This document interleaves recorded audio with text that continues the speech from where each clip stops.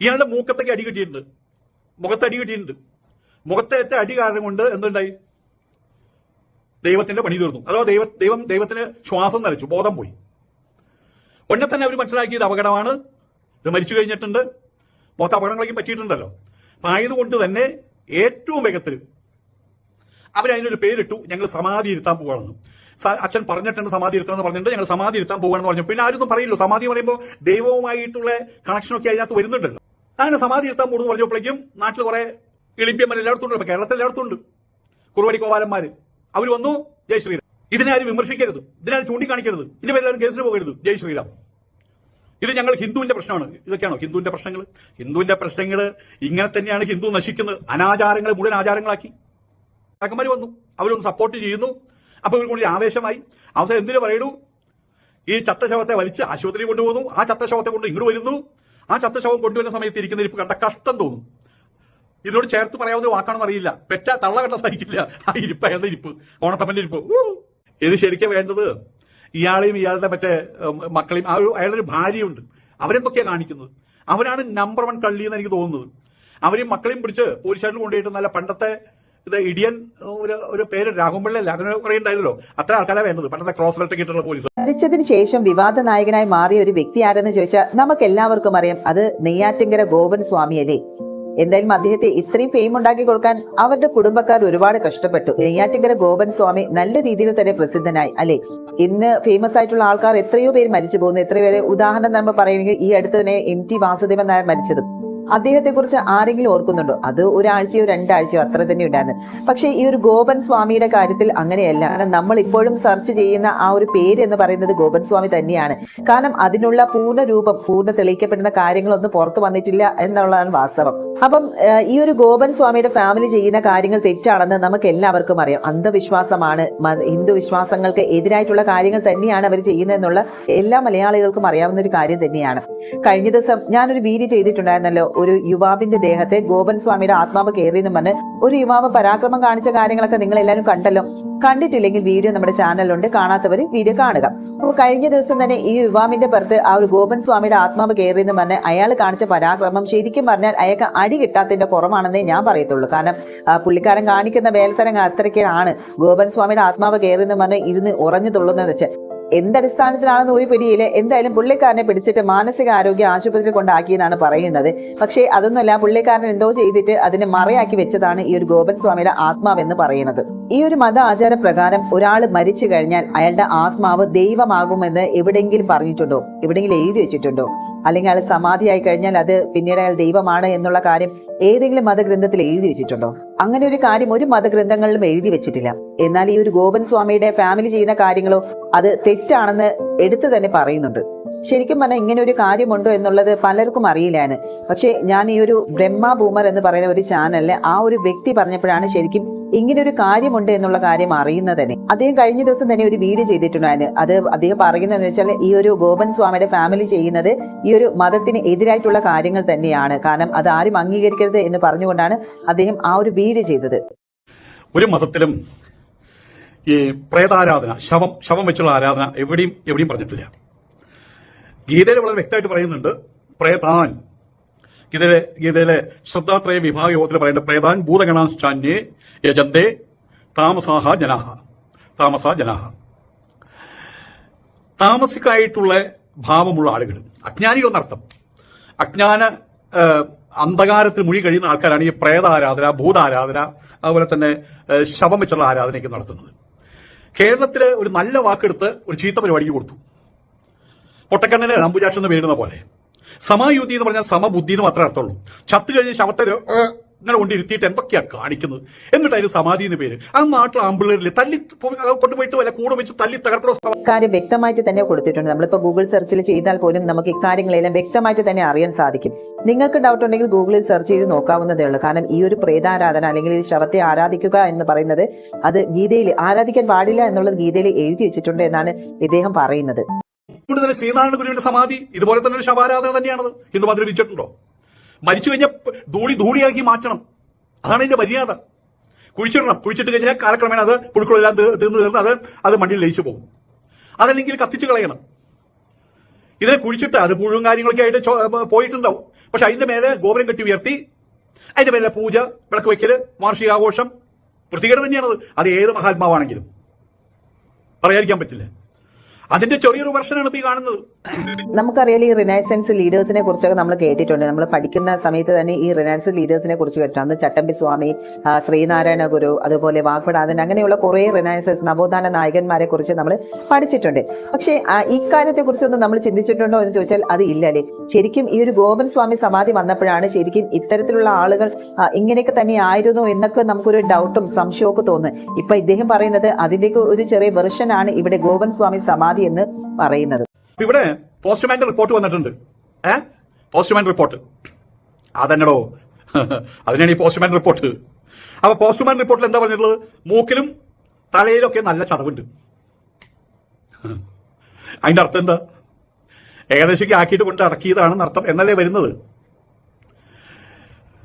ഇവിടെ ഈ നെയ്യാറ്റിങ്കര കോണത്തപ്പൻ അയാൾ മരിച്ചു. പക്ഷെ ഇപ്പൊ പറഞ്ഞ് മരിച്ചിട്ടില്ല, അത് സമാധിയാണ്. അവിടെ സമാധി ദിവസം പൂജ സമയത്ത് വെള്ളിമൂങ്ങ വന്ന് യെസ് ഇന്നത്തെ പൂജ ഇസ് അബ്സല്യൂട്ട്ലി റൈറ്റ്. അത് ഇദ്ദേഹം പറഞ്ഞത് ശരിയാണല്ലേ. അന്നൊരു വെള്ളിമൂങ്ങ വന്നത്, ആ ഒരു വീഡിയോ ഓൾറെഡി ഞാൻ ചെയ്തിട്ടുണ്ടായിരുന്നു. വെള്ളിമൂങ്ങ ഏതോ ചാതപക്ഷിയോ എന്തോ ഒരു പേര് മറന്നു കേട്ടോ. ആ ഒരു മൂങ്ങ വന്നിരുന്ന് ഈ ഒരു വിളക്ക് കത്തുന്ന സമയത്ത് വന്നിരുന്ന് വിളിക്കുന്നു പോലും. അപ്പം ദൈവത്തിന്റെ ഒരു സൂചനയാണ്, തന്റെ അച്ഛന് അത്രയും ശക്തി ഉണ്ടെന്നൊക്കെ പറഞ്ഞുകൊണ്ടാണ് ഈ ഒരു ഗോപൻ സ്വാമിയുടെ മകനായ രാജസേനൻ എന്ന് പറഞ്ഞത്. ശരിക്കും പറഞ്ഞാൽ ഇതിനൊക്കെ നമ്മൾ എന്താ പറയേണ്ടതെന്ന് ഒരു പിടിയും കിട്ടുന്നില്ല കേട്ടോ. ഭ്രാന്തിന്റെ അങ്ങേ വർഷനാണെന്നാണ് തോന്നുന്നത്. എന്റെ ഇയാളുടെ ശരീരത്തിൽ 4 ഭാഗത്ത് ചതവുകൾ ഉണ്ടെന്നാണ് പറയുന്നത്. മുഖത്തുണ്ട്, തലയിലുണ്ട്, 4 ഭാഗത്തായിട്ട്. പിന്നെ എവിടേക്കുള്ളതെന്ന് അറിയില്ല. അങ്ങനെയാണ് പോസ്റ്റ്മാൻ റിപ്പോർട്ട് പറയുന്നത്. പക്ഷെ ഇയാൾക്ക് ഒരുപാട് രോഗങ്ങൾ, ലിവർ സിറോസിസ് ഉണ്ടായിരുന്നു, വൃക്കകളിലെ പ്രശ്നം ഉണ്ടായിരുന്നു. പിന്നെ സിസ്റ്റം ഹൃദയധമനികളിൽ 75% ബ്ലോക്ക് ഉണ്ടായിരുന്നു. രാസപരിശോധനാ ഫലം വന്നാലാണ് മരണകാരണത്തിൽ ഏതാണെന്ന് വ്യക്തമാവുള്ളൂ എന്നൊക്കെ പറഞ്ഞിട്ടുള്ളത്. ഹൃദയ വാൽവിൽ 2 ബ്ലോക്ക്. ഇയാളുടെ പ്രാഥമിക പോസ്റ്റ്മോർട്ടം റിപ്പോർട്ടിൽ ഇതൊക്കെയാണ് പറഞ്ഞിട്ടുള്ളത്. പ്രമേഹം ബാധിച്ചിട്ടുണ്ട്, അതിന് മരുന്ന് കഴിക്കാറുണ്ട്, കാലുകളിൽ മുറിവുണ്ട്, തലയിൽ കരിവാളിച്ച പാടുണ്ട്, ശ്വാസകോശത്തിൽ ഭസ്മം നിറഞ്ഞിരുന്നു. അപ്പൊ ഇയാളുടെ തലയിൽ കൂടെ ഭസ്മിട്ട സമയത്ത് ഇങ്ങനെ ശ്വാസകോശത്തിലെത്തിയത്. ചത്തു കഴിഞ്ഞ ഒരാള് ശ്വസിക്കൂ, ഭസ്മം അവിടെ എത്തുമോ? സാധാരണക്കാരുടെ സംശയം, ഡോക്ടർമാരെ ഉത്തരം പറയണം. ഏതായാലും സമാധി വെച്ചപ്പോഴാണ് ഈ ഭസ്മം കൊണ്ട് തലയിൽ കൂടെ എത്ര 2000 കിലോ മറ്റേ കൊണ്ട് അതിന്റെ മേലെ ഇട്ടത്. ഇവിടെ നമ്മൾ ഒരു കാര്യം മനസ്സിലാക്കേണ്ടത്, സാധാരണക്കാർ എന്ത് മനസ്സിലാക്കുന്നു? ജീവിച്ചിരിക്കുമ്പോൾ തന്നെ അദ്ദേഹത്തെ ബലമായിട്ട് എന്നല്ലേ മനസ്സിലാക്കേണ്ടത്? അല്ലെങ്കിൽ എങ്ങനെയാണ് ഈ ചാരം അകത്തു പോകുന്നത്?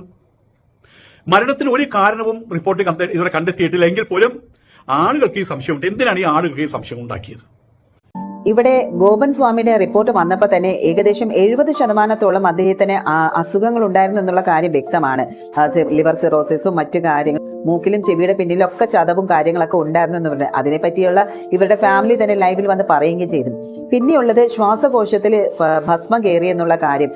ശരിക്കും പറഞ്ഞാൽ രാസപരിശോധനാ ഫലം പുറത്തു വരുമ്പോൾ ഈ ഒരു ശ്വാസകോശത്തിൽ ഇത്തരത്തിൽ ഒരു ഭസ്മം അടങ്ങിയിട്ടുണ്ടായിരുന്നു എന്ന് പറഞ്ഞാൽ ഇവിടെ പിന്നെ ഒരു ചോദ്യം പറച്ചിൽ ഒന്നും ഉണ്ടാവില്ല. നേരെ ഈ ഒരു ഫാമിലി അറസ്റ്റ് ചെയ്യുക തന്നെ ചെയ്യും. കാരണം പിന്നെ അത് മനസ്സിലായില്ലേ അതൊരു കൊലപാതകമാണ് എന്നുള്ളത്. കാരണം ജീവനോട് കൊണ്ടിട്ടിട്ട് ഭസ്മം വാരി ഇട്ടിട്ട് അയാൾ അങ്ങനെ ഒരു കൊലപാതക ശ്രമത്തിനുള്ള ഒരു കേസ് തന്നെയായിരിക്കും അവർക്ക് വരുന്നത്. എന്തായാലും പിന്നെ അവിടെ ഒരു ലൈവോ കാര്യങ്ങളോ ഒന്നും ഈ ഫാമിലിയെ വിളിച്ചിട്ടൊന്നും പിന്നെ വേറൊരു ചോദ്യങ്ങളൊന്നും ഉണ്ടാവില്ല. അപ്പൊ അതുകൊണ്ട് തന്നെ രാസപരിശോധനാ ഫലം വളരെ അത്യാവശ്യമായിട്ടുള്ള ഒരു ഒന്ന് തന്നെയാണ്. അതുകൊണ്ട് ആളുകൾക്കും ഇത്തരത്തിലൊരു കാര്യത്തിൽ സംശയമുണ്ട് കേട്ടോ. കാരണം ശ്വാസകോശത്തിൽ ഭസ്മം അടങ്ങിയിട്ടുണ്ട് എന്ന് പറയുമ്പോൾ അത് ജീവനോടെ കൊണ്ട് അവിടെ ഇരുത്തി സമാധിയാക്കാനുള്ള ഒരു 99% എന്താ പറയുക അതിനുള്ള സാധ്യതകളാണ് കാണുന്നത്. ഇവിടെ നമ്മൾ കാര്യം മനസ്സിലാക്കിയാൽ ജീവിച്ചിരിക്കുന്ന സമയത്ത് അയാളെ ആരാധനയും മറ്റുള്ള കാര്യങ്ങളൊക്കെ ഉണ്ടായിരുന്നു. അയാൾ അന്ന് ഒരു ദൈവമായിട്ട് പ്രഖ്യാപിച്ചിട്ടുണ്ടായിരുന്നു. അതിന്റെ ഇടയിലെ വാർത്ത പിന്നെ ദൈവം മരിച്ചു എന്ന് പറഞ്ഞിട്ട് അതിന് ദൈവത്തെ സമാധിയാക്കി. ഏതായാലും ഈ നെയ്യാറ്റിങ്കര കോണത്തപ്പൻ സമാധി ആയതോട് കൂടിയിട്ട് ആ നാട്ടുകാരുടെയും കേരളയുടെ മൊത്തം പറയാം സമാധാനം പോയി എന്നുള്ളതാണ്. ഒരാൾ ചത്തു കഴിഞ്ഞാൽ എത്ര വലിയ ആളാണെങ്കിലും കേരളത്തിൽ ഇപ്പൊ കഴിഞ്ഞ ആഴ്ച മരിച്ച ഒരു മാസത്തിനകത്ത് എത്രയോ വലിയ ആൾക്കാർ മരിച്ചുപോയി. MT വാസുദേവൻ നായർ മരിച്ചുപോയി. പിന്നെ നമ്മൾ അവരെ കുറിച്ച് ഒരാഴ്ച 2 ആഴ്ച ഇനി അത് വിസ്മൃതിയിലാണ്ട് പോകും. അതാണ് എന്റെ ശരി, അങ്ങനെ ആവണം. പക്ഷെ ഇവിടെ ചത്തപ്പോഴാണ് ഇയാൾ ഉയർത്തെഴുന്നേറ്റത്. അതുവരെ ഇയാൾ ആരും അറിയുമായിരുന്നു. മരണശേഷമാണ് ഇങ്ങനൊരു വ്യക്തി ഉണ്ടോ എന്ന് പോലും ഈ ഒരു ലോകം അറിയുന്നത്. എനിക്ക് തോന്നുന്നു ഒട്ടുമിക്ക ആളുകൾ ചർച്ച ചെയ്തത് കേരളത്തിൽ മാത്രമല്ല, കേരളത്തിന് പുറത്തും നമ്മുടെ ഇന്ത്യ ഒട്ടാകെ മൊത്തം ഒരു ചർച്ചാ വിഷയമായ ഒരു സംഭവം തന്നെയായിരുന്നു ഗോപൻ സ്വാമി സമാധി എന്നുള്ള ഈ ഒരു വിഷയം. എന്തായാലും ഈ ഒരു ഇന്ത്യ മഹാരാജ്യം എന്തായാലും മുഴുവനായിട്ടും അറിയപ്പെട്ട ഒരു വ്യക്തിയായിട്ട് തന്നെ മാറി. അതുമാത്രമല്ല, ഇവിടുത്തെ നാട്ടുകാർക്ക് ഇപ്പോൾ ഒരു തലവേദനയായി മാറിയിരിക്കുകയാണ് ഈ ഗോപൻ സ്വാമി സമാധി കാരണം. ചത്തു കഴിഞ്ഞ സമയത്ത് ഇയാൾ വേദം പഠിച്ചിട്ടൊക്കെ ഉണ്ടെന്ന് പറയുന്നത്.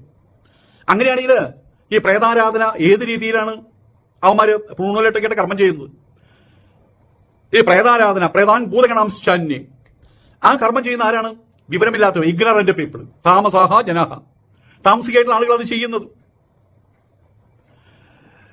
ഇവര് അന്ന് ഇയാളെ കൊണ്ട് അവിടെ പണ്ടാരടങ്ങിയിട്ട് അതിലെന്തോ ക്രമക്കേട് കണ്ട സമയത്ത് അവിടെ പോലീസുകാർ വന്നു, അവിടെ ഡെപ്യൂട്ടി കളക്ടർ വന്നു, അതനുബന്ധപ്പെട്ട മറ്റുള്ള ആൾക്കാർ വന്ന സമയത്ത് എന്തൊക്കെയാണ് അവരവിടെ കാണിച്ചു കൂട്ടിയത്. ആ കാണിച്ചു കൂട്ടൽ കണ്ടപ്പോൾ തന്നെ ആളുകൾക്ക് മനസ്സിലായി ഇതിലെന്തോ ലുക്കിലൊടുക്കുണ്ടെന്നും എന്തോ ഉണ്ടച്ചുരുട്ട് പരിപാടിയെന്ന് മനസ്സിലായി. ഉള്ളിൽ ഭസ്മം കയറിയിട്ടുണ്ടെങ്കിൽ ഒരു സാധാരണക്കാരനെ പറഞ്ഞ് വിശ്വസിക്കാൻ ബുദ്ധിമുട്ടാണ്. എന്ത്, മരിക്കുന്നതിന് മുമ്പ് അയാളെ തല്ലി കൊന്നിട്ടില്ല എന്ന് പറഞ്ഞ് വിശ്വസിക്കാൻ ബുദ്ധിമുട്ടാണ്. അയാളെ പണി തീർത്തത് തന്നെയാണ് എന്നെ ആളുകൾ കരുതു. അവിടെ കൊണ്ട് സമാധി ഇരുത്തുന്ന സമയത്ത് അയാൾക്ക് ജീവൻ ഉണ്ടായിരുന്നു എന്നെ ആൾക്കാർ കരുതു. അതുകൊണ്ടല്ലേ ശ്വസിച്ചത് കൊണ്ടല്ലേ ചാരം അകത്ത് പോയത്. അതാണല്ലോ ഈ കാണുന്നതിന്റെ അടയാളത്തിന്റെ അർത്ഥമതല്ലേ വാസ്തവത്തിൽ. അതിനുള്ള കറക്റ്റ് ആയിട്ടുള്ള ആ രാസപരിശോധന ഫലം വന്നാൽ മാത്രം നമുക്ക് അത് കറക്റ്റ് കൺഫേം ആയിട്ട് അത് തീരുമാനിക്കാൻ പറ്റും, കൊലപാതകമാണോ അത് സ്വാഭാവിക മരണമാണോ എന്നുള്ളത്. ഈ ഒരു ഗോപൻ സ്വാമി മരിക്കുന്നതിന് മുന്നേ തന്നെ ഒരു ഭക്തനായിരുന്നു എന്നൊക്കെയാണ് അവിടുത്തെ ഹിന്ദു പരിഷത്തിലുള്ള ആൾക്കാരൊക്കെ അത് ആ ലൈവ് വീഡിയോയിൽ നിങ്ങൾ എല്ലാവരും കേട്ടതാണല്ലോ. ഈ വടിയും വെച്ചൊക്കെയായിരുന്നു ഈ ഗോപൻ സ്വാമി അമ്പലത്തിലേക്ക് വരുന്നുണ്ടായിരുന്നു എന്ന് പറഞ്ഞത്. പെട്ടെന്ന് മക്കൾ അത് തിരിച്ചു പറയുന്നു, വടിയൊന്നുമില്ല, അല്ലാതെ നോർമലായിട്ട് തന്നെയാണ് അച്ഛൻ പൊയ്ക്കൊണ്ടിരുന്നതെന്ന്. പക്ഷേ അയൽക്കാർ പറഞ്ഞ കാര്യം എന്താണ്, ഇയാൾ 6 മാസത്തോളമായി കിടപ്പിലായിരുന്നു. ശരിക്കും പറഞ്ഞാൽ അങ്ങോട്ടും ഇങ്ങോട്ടും എന്ത് പറയണമെന്നുള്ളും ഇവർക്ക് പരസ്പരം ഒരു ധാരണയില്ല. ആ ധാരണ ഇല്ലാത്തത് തന്നെയായിരുന്നു ആ ഒരു മീഡിയയുടെ മുന്നിൽ ഇവർ പറഞ്ഞ കാര്യങ്ങളെല്ലാം പുറത്തായത്. കൊതുകടിച്ചതും ചെരവ് കൊണ്ടടിച്ചതൊക്കെ കാര്യങ്ങളെല്ലാം പുറത്തു വന്നില്ലേ. അമ്മച്ചി കാരണം തന്നെയാണ് എല്ലാം പുറത്തു വന്നത് കേട്ടോ. അമ്മച്ചി അവിടെ കൊണ്ട് ഇരുത്തിയ എല്ലാ കാര്യങ്ങളും നമുക്ക് മനസ്സിലാകുമായിരുന്നു. പക്ഷെ എന്ത് ചെയ്യാം, അമ്മച്ചി അങ്ങോട്ട് മക്കൾ വിടുന്നില്ല, കാര്യങ്ങൾ പറയാനൊന്നും സമ്മതിക്കുന്നില്ല. അതിനിടയിലാണല്ലോ മക്കളുടെ തോണ്ടലും പറക്കലും. മതി നിർത്തി, ഇനി പിന്നെ പറയാന്നൊക്കെ പറഞ്ഞിട്ട് ഇവിടെ പറയുന്ന ഒരു കാര്യമുണ്ട്. ശ്രീനാരായണ ഗുരുദേവൻ അയാൾ പ്രഖ്യാപിച്ചു, ഞാൻ ഇന്ന ദിവസമാണ് ജാവാൻ പോണെന്ന് പ്രഖ്യാപിച്ചു.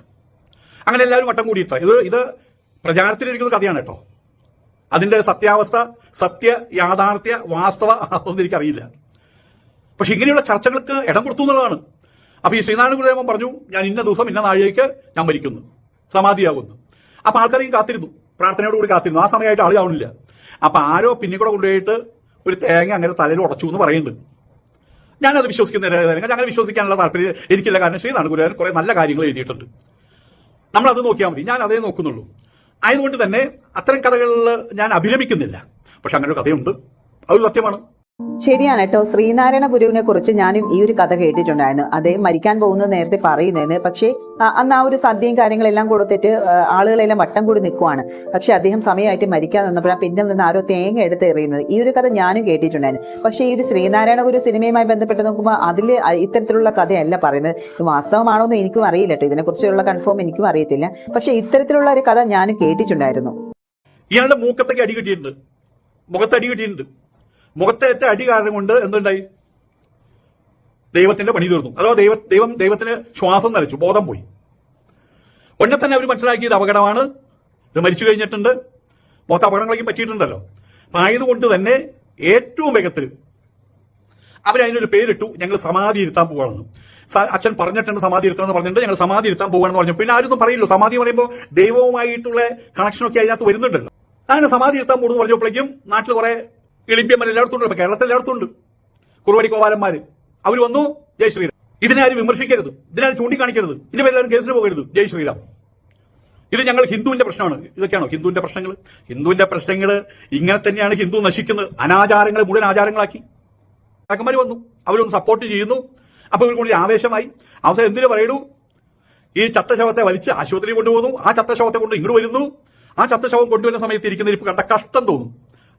ഇതിനോട് ചേർത്ത് പറയാവുന്ന വാക്കാണെന്ന് അറിയില്ല. പെറ്റ തള്ള കണ്ട സഹിക്കില്ല ആ ഇരിപ്പ്, അയാളുടെ ഇരിപ്പ്, ഓണത്തപ്പന്റെ ഇരിപ്പ്. ഇത് ശരിക്കും വേണ്ടത് ഇയാളെയും ഇയാളുടെ മറ്റേ മക്കളെയും അയാളുടെ ഒരു ഭാര്യയുണ്ട്, അവരെന്തൊക്കെയാണ് കാണിക്കുന്നത്? അവരാണ് നമ്പർ 1 കള്ളി എന്ന് എനിക്ക് തോന്നുന്നത്. അവരെയും മക്കളെയും പിടിച്ച് പോലീസ് സ്റ്റേഷനിൽ കൊണ്ടുപോയിട്ട് നല്ല പണ്ടത്തെ ഇത് ഇടിയൻ ഒരു പേര് രാഘവൻപിള്ള അങ്ങനെ കുറെ ഉണ്ടായിരുന്നല്ലോ, അത്ര ആൾക്കാരാണ് വേണ്ടത്. പണ്ടത്തെ ക്രോസ് ബെൽറ്റ് കിട്ടുന്ന പോലീസ്.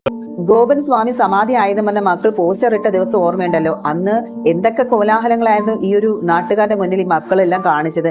അതിനെ ചുക്കാൻ പിടിച്ചത് കുറെ ഹിന്ദുക്കളുടെ പരിശുദ്ധം എന്ന് പറഞ്ഞുകൊണ്ട് അവർ വന്നത് ഇത് ഹിന്ദുക്കളുടെ വിശ്വാസമാണ്, ഇത് ഹിന്ദുക്കളുടെ വിശ്വാസമാണെന്ന് പറഞ്ഞു അവിടെ ഒരു വർഗീയത കൊണ്ടുവരാനുള്ള ശ്രമമൊക്കെ നടത്തി. അതിനിടയിൽ തന്നെ ഈ ഒരു ഗോപൻ സ്വാമിയുടെ മക്കൾ മുസ്ലിങ്ങളുടെ പേരും വലിച്ചിഴച്ചുകൊണ്ട് അതിനൊരു വർഗീയത, ടോട്ടലി ഒരു വർഗീയത കൊണ്ടുവരാനുള്ള ഒരു ശ്രമമാണ് അവർ നടത്തിയത്. പക്ഷെ ആ കാര്യങ്ങളൊന്നും ഏറ്റില്ല അല്ലേ? കാരണം അരിയാഹാരം കഴിക്കുന്ന ആളുകളാണെന്നുള്ളത് ഇവന്മാരൊക്കെ ചിന്തിച്ചിരുന്നില്ല. കാരണം ഈ ഹിന്ദു മതത്തിലുള്ള ആൾക്കാർ തന്നെയാണ് ഇതിനെ എതിർത്തത്. കുറച്ച് ആളുകളുണ്ട്, അവർക്ക് സപ്പോർട്ടിനുള്ള ആളുകളുണ്ട്. എന്നിരുന്നാലും ഭൂരിപക്ഷം പേരും ഈ ഒരു അന്ധവിശ്വാസത്തെ സപ്പോർട്ട് ചെയ്യുന്നവരല്ല.